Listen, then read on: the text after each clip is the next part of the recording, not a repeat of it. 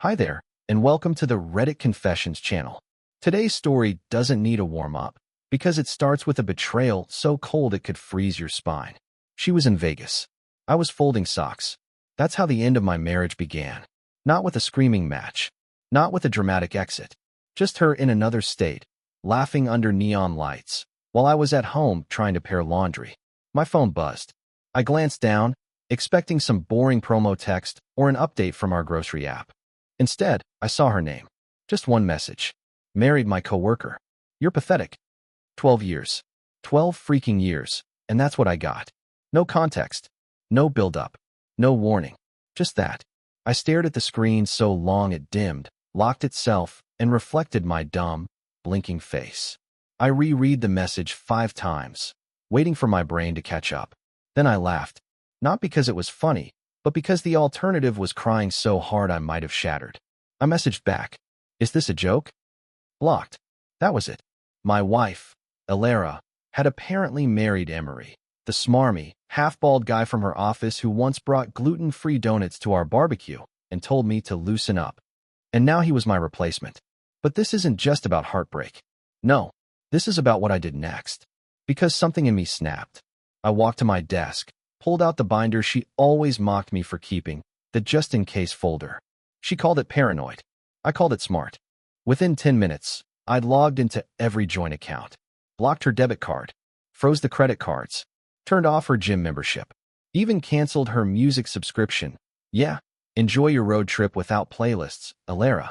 Then I changed the Wi-Fi password, deleted her backup cloud account, turned off location sharing. And I wasn't done. I drove to Home Depot, bought 2 deadbolts, came home, and replaced both locks while muttering pathetic under my breath every time I turned the screwdriver. By the time the sun came up, Elara had no access to anything. Not the house. Not our shared savings. Not even her streaming shows. I sat on the couch with cold coffee, waiting for, I don't know what. A call. Regret? Lightning from the universe?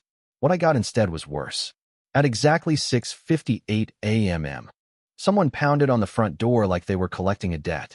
I opened it, expecting, hoping it was her. Maybe to explain. Maybe to scream. Maybe to just be there. But no, it was 2 uniformed police officers. One already had a notepad in hand. Mr. Jaron? Yeah. We're responding to a complaint of financial abuse and unlawful eviction. I blinked. I'm sorry, what? I stood there, barely able to process what the officer had just said. Financial abuse. Unlawful eviction. I wanted to laugh, but my throat felt like it was closing up. The female officer looked at me with that calm, rehearsed expression they probably trained for. One that says, we don't know the full story, and we're not here to judge, yet. I stepped aside and let them in, because honestly, what else was I supposed to do? My hands were shaking. My heart was doing cartwheels. I had no idea what my wife had told them, but it was clearly serious enough for them to show up this early. They asked to sit down, so we did. The male officer opened with a question I never thought I'd hear in my own living room. Did you change the locks on this property while your spouse was out of state? I nodded slowly. Yes, but it's in my name. The lease is mine. She left. She literally texted me that she married someone else in Vegas. They exchanged a glance. Not the dramatic kind you see in movies, but the quiet kind that says, this just got messy, eh? Then came the next question. Do you have proof of the message? I practically launched myself across the room to grab my phone. I scrolled, heart pounding, hoping she hadn't somehow unsent the message.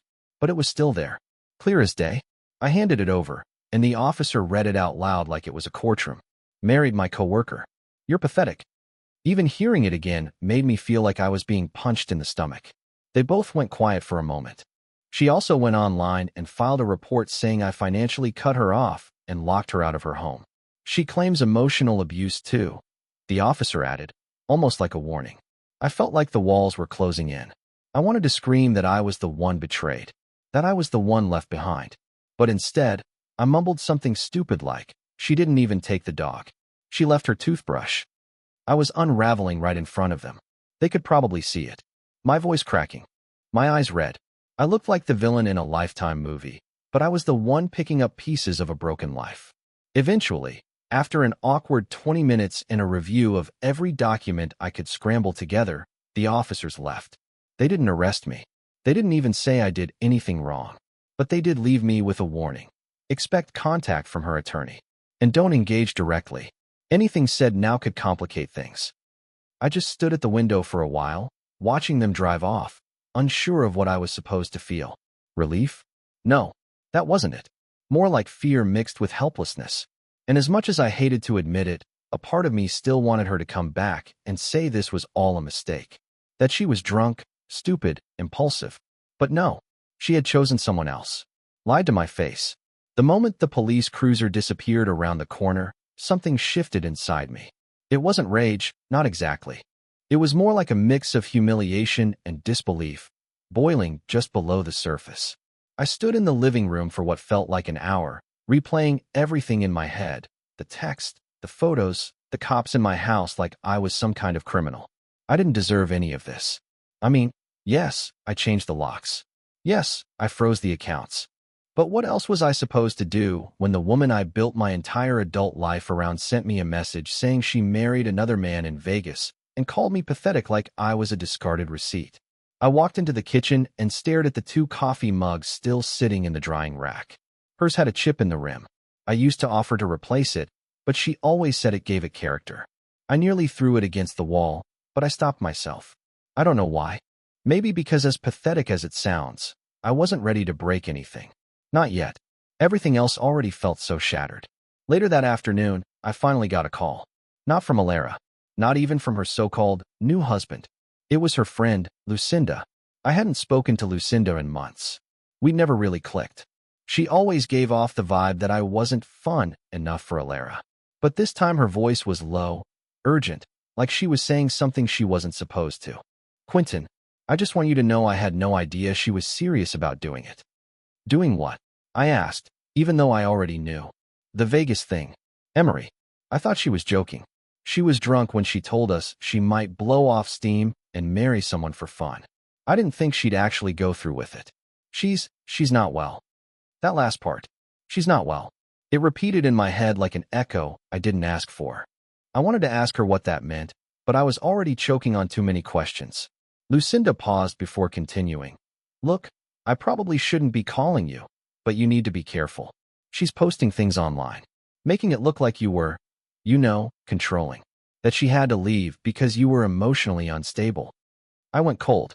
Not well? Calling me unstable? I wanted to laugh. Me, the man who did everything to support her through her job stress, her anxiety, her sudden outbursts, even her silent treatment phases where she wouldn't talk to me for days and I'd still leave her breakfast with a note. I was the problem. After I hung up with Lucinda, I opened Facebook. I hadn't checked it in a while, but I needed to see it for myself. I wish I hadn't. The very first post on her page was a long, emotional paragraph about choosing herself, about being free from manipulation, and reclaiming her joy after years in the shadow of someone who never believed in her potential. And the worst part? The comments. All her friends, our mutual friends even, cheering her on. So proud of you. You deserve this. You're glowing, queen. I felt like I was going to vomit.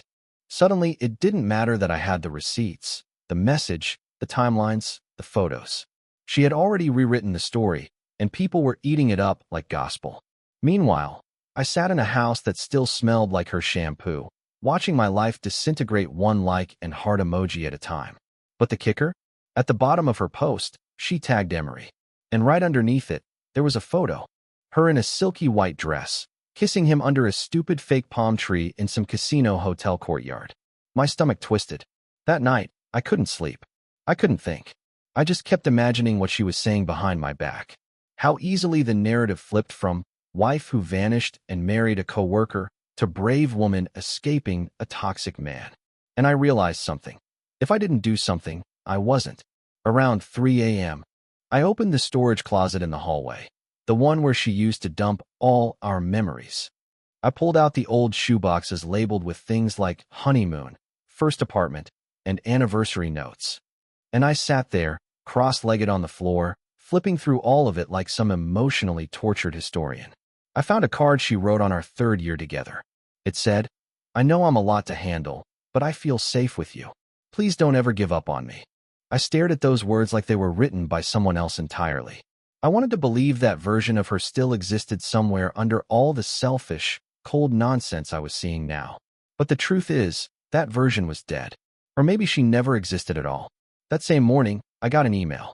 Not from her, but from a law office. Apparently, Alara had wasted no time retaining a lawyer. The email was short and sharp. They were requesting mediation, accusing me of retaliatory financial abuse, emotional neglect, and strategic isolation. I read it over 5 times, and each time it got more ridiculous. Strategic isolation? What does that even mean? I let her friends stay over during holidays. I spent hours talking to her mother on the phone when she didn't want to. But there it was, in black and white. Me, painted as some manipulative monster who had driven this poor woman to flee across state lines and marry the first man who made her feel seen. But then came the real punch. She wanted spousal support. After all this, after she left me, after she married someone else without a word, she wanted me to pay her to keep living comfortably. And not only that, she also demanded access to the car. The one I paid for, maintained, insured, and nearly crashed once trying to pick her up from a bar at 2 a.m. because she said she didn't feel safe with her coworkers. I felt something rise in my chest that I hadn't let myself feel yet. Pure, searing anger. Not the kind that makes you scream, but the kind that makes your hands go numb. I wasn't just sad anymore. I was insulted. And worst of all, I was scared. Because she was good at this. At manipulation. At playing the victim. She had years of practice twisting arguments, turning friends against me, making me question whether I was actually the bad guy in every disagreement. Now she had lawyers, social media, a whole audience cheering her on. So I made a decision. I wasn't going to fight back the way she expected. I wasn't going to post rage-filled rants or send emotional messages begging her to stop. I was going to get organized. I started scanning everything. Every message, photo, receipt, time-stamped calendar event. I contacted the bank and had them send me statements going back 6 months. I created folders, digital and physical, and began building my case. Not to destroy her. I wasn't that guy. But to protect myself from being buried by the image she was creating. I thought I had reached rock bottom already, but I was wrong. The real unraveling started a few days later when I received a message from someone I never expected, my sister, Fallon. We weren't close. She lived 2 states away, married with 3 kids, and we hadn't seen each other in almost a year. But apparently, Alara had messaged her. Not to explain anything, not to apologize, but to warn her about my behavior and prepare her for the media attention that might follow once things escalated publicly. She said I had become emotionally unstable and had cut her off financially to punish her for leaving. Fallon forwarded me the messages. I read them sitting in my parked car outside the grocery store, with a warm rotisserie chicken on the passenger seat and my frozen items slowly melting in the trunk. My sister's reply had been diplomatic, but I could feel the tension between the lines. She wasn't sure who to believe. That shook me. Fallon and I hadn't talked much, but she'd known me my whole life. She knew how loyal I was, how non-confrontational I was. The idea that even she might be leaning in Alara's direction made the air feel thinner around me. That night, I went digging again, this time not for evidence, but for patterns. I started scrolling back through old texts, old emails, even old voicemails. I noticed things I hadn't before. Passive-aggressive jabs, gaslighting, her constantly rewriting the details of conversations and then accusing me of not remembering things correctly. There was one message from a year ago where I had apologized for something I didn't even understand, and she responded, "Of course you don't get it. You never do. That's the whole problem." Reading that now, with everything happening, it felt like I was watching the slow erosion of my own identity. How long had I been swallowing my voice just to keep the peace? Meanwhile, more dominoes fell. I received another email from her attorney, this time outlining specific financial demands. She wanted half of our remaining savings, a portion of my monthly income, and even claimed partial ownership of my grandmother's land, property that had been in my family for 3 generations and wasn't even tied to our marriage legally. The gall of it stunned me. She had married another man, paraded it online, and yet here she was, trying to cash out of our broken life like it was a business arrangement gone sour. But then came the part that really pushed me to the edge. Her lawyer mentioned temporary housing hardship. Apparently, Alara had told them she had nowhere to live since I had locked her out without notice. And to prove it, she submitted a photo, a selfie of her sitting in front of a cheap motel mirror, looking tearful, wrapped in a blanket like she was homeless. The caption read, "This is what escaping abuse looks like." The comments were full of support, strangers offering to send money, women telling her she was brave. And in the back of the photo, just barely visible, was a man's suitcase. Emery's. She wasn't just fabricating pain, she was weaponizing it. And people were eating it up. At that moment, something broke inside me, and it wasn't just sadness or anger, it was clarity. She didn't need money. She didn't need protection. She wanted control. She wanted to win the narrative so thoroughly that no one would ever ask questions. And I realized, with an awful knot in my chest, that I had two options. Either I could continue trying to defend myself in silence, or I could speak. Not out of revenge, not to shame her, but because the silence was starting to rot everything inside me. So I made a decision. I opened a private blog. Not public yet, just a space to write down everything. Not out of pettiness, but preservation. A record. My truth. If she was going to keep building a fiction around me, then at least I would know the facts still existed somewhere. And if one day I needed them, if this turned uglier than it already was, I'd be ready. One morning, I logged onto our shared cloud storage, half out of habit, half out of paranoia. I hadn't touched it since the fallout, but I wanted to make sure she hadn't deleted anything. I wasn't ready for what I found. There, in a folder she'd named Personal, Do Not Open, were dozens of videos. Not of us, not memories, but recordings of me. Clips of me pacing during arguments, raising my voice, slamming the door after walking out of a room. They were clearly taken without my knowledge, zoomed in through a cracked door, or propped on a counter while I was ranting about something trivial. And without context, I looked unhinged. One video, in particular, made my stomach turn. I was sitting on the edge of the bed, head in my hands, mumbling about feeling invisible. The audio picked up my words clearly. "Sometimes I think you want me gone, like I don't even matter anymore." Her response wasn't recorded. Just me, whispering pain into an empty room. She had titled it Gaslighting Breakdown. I sat there frozen, hands trembling, realizing she had been collecting these for months. Maybe longer. Setting the stage.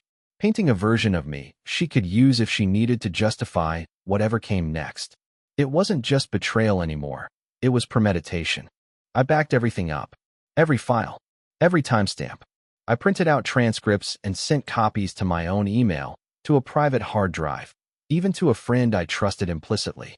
I didn't want to think this would go further, but every part of me knew it was heading towards something much darker. Then, without warning, came the knock at my door. Not the police this time. A process server. Thick envelope in hand. His voice was cold and robotic. "You've been served." Inside was the formal petition. Alara was suing for defamation. She claimed I had maliciously smeared her reputation by interfering with her personal and professional relationships. She listed people I hadn't even spoken to, co-workers of hers, her new husband's cousin, a former mutual friend I hadn't contacted in years. It was absurd, wild, and terrifying. I stared at the paperwork, trying to breathe. She wasn't just cutting ties now.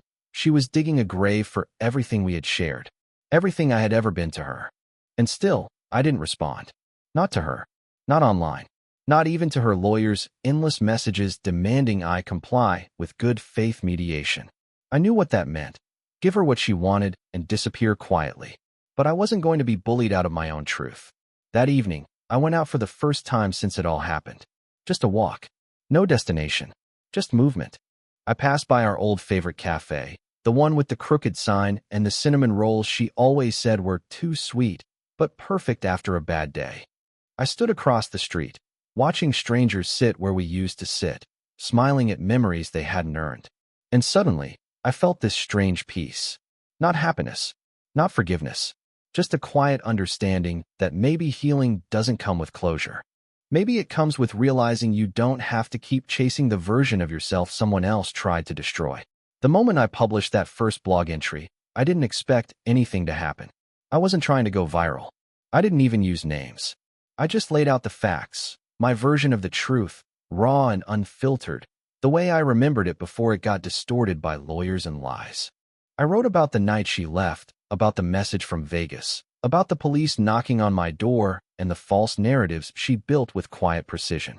I didn't expect anyone to read it, but somehow they did.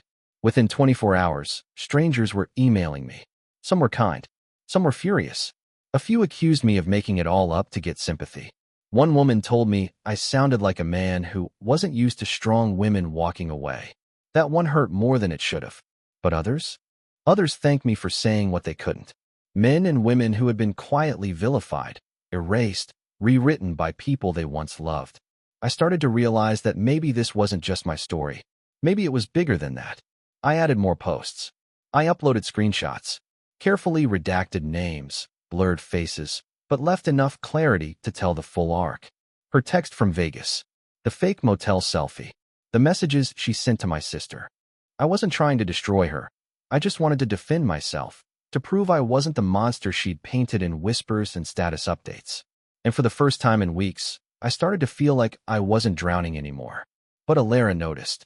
It took less than 2 days for her lawyer to respond.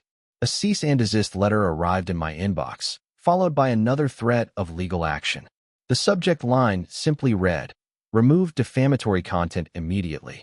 It was aggressive, filled with bold font and legal jargon, like they thought fear alone would shut me down. But this time, I didn't fold. I forwarded the message to my own attorney, the one I had quietly hired the same day I opened that blog. A woman named Rosalind, sharp as a razor and twice as calm. She read the email, called me 5 minutes later, and said, "You're covered. Don't take a single post down." That was the first time I felt truly protected. Not just legally, but emotionally. Like maybe I hadn't completely lost control of the narrative. Then came the biggest shock yet. Emery messaged me. At first, I thought it was a fake profile. A troll. But it was verified. It was him. He didn't say much, just one line. "I didn't know she was still married to you when we flew to Vegas." That one sentence cracked something wide open. I read it over and over, trying to decide if it was a lie or a confession. I wanted to ignore him, to block him and forget he existed. But I couldn't. Instead, I replied, "Did you know before or after the wedding?" He never answered. But a few hours later, his name disappeared from her social profiles. The pictures vanished. The engagement post was deleted. Suddenly, she was posting vague quotes about growth through pain and choosing solitude over chaos. And then, I got a phone call. Not from a lawyer. Not from an unknown number. From her. I stared at the screen so long the call ended before I could react. My heart was racing. She hadn't reached out since the night she left. Nothing but lawyers and third parties until now. And then, another call. This time I answered. "Quinton, can we talk?" she said. Her voice sounded different. Tired. Distant. Almost like she didn't know what to say next. She called me again the next evening, and again the next morning. This time, I didn't feel anger or panic. Just curiosity. What could she possibly want now? I finally picked up, not because I wanted closure, but because I already had it. Her voice came through the speaker, thinner than I remembered, uncertain. She said things didn't go the way she thought they would. Emery had apparently vanished after their rushed wedding, and she'd found out he'd been messaging another woman the whole time. She said she felt abandoned, used, and confused. I didn't say much. I didn't need to. At one point she asked, "Do you think we could talk properly?" And I just sat there, letting the silence do what words couldn't. I told her I hoped she found what she was looking for, but that I wasn't it anymore. I didn't need an apology. I didn't even need her to admit she'd lied about me. I'd already rebuilt enough of myself that her words no longer held power. For the first time in years, I was no longer walking on eggshells around someone else's emotions. And here's the strange thing. I forgave her. Not out loud, not in a letter, but internally. Because I knew that if I didn't let it go, it would follow me forever. I deserved better than to carry her choices on my back like they were my burden to explain. And so I let it drop. I moved forward. Now I live in a small place. Nothing fancy, but it's mine. I've started writing again. Not just blogs or timelines, but actual stories. Ones where the good guy doesn't get blindsided by betrayal. I even adopted a dog from the shelter. Her name's Clover. She greets me at the door like I'm someone worth waiting for. That feeling? It's something I didn't realize I missed until I had it again. So yeah, this whole nightmare started with a message from Vegas. A text that shattered my reality and left me humiliated, alone, and nearly ruined. But it also forced me to face who I'd become. It forced me to stop hiding in a version of love where I didn't actually feel loved. It made me braver. Would I go through it again? No. But am I grateful I came out stronger? Absolutely.